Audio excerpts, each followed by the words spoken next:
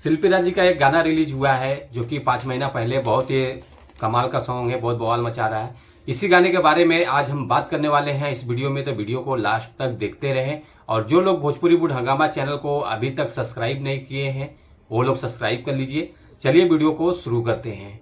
नमस्कार दोस्तों, मैं हूं सतीश। आज हम जिस गाने के बारे में आप लोगों से बात करने वाले हैं, गाने का बोल है मेहरी के प्यार, जो कि बहुत बढ़िया गाना है, बहुत कमाल का सॉन्ग है।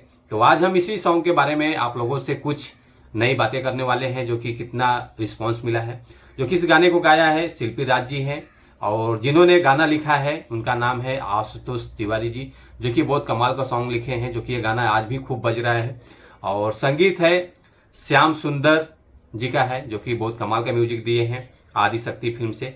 और उसके बाद जो इस गाने में आपको एक्ट्रेस नजर आने वाली हैं, तो आपको नीलम गिरी जी देखने को मिलेंगी, जो कि एक कमाल का सॉन्ग एकदम रिलीज हुआ है।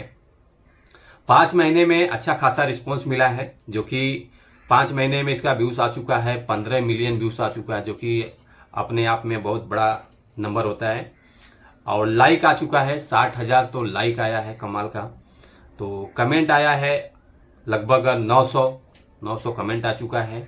और ये गाना रिलीज हुआ है योग माया फिल्म चैनल से, जो कि बहुत अच्छा खासा चैनल है, और इस पे बहुत अच्छा रिस्पांस मिल रहा है इस गाने का।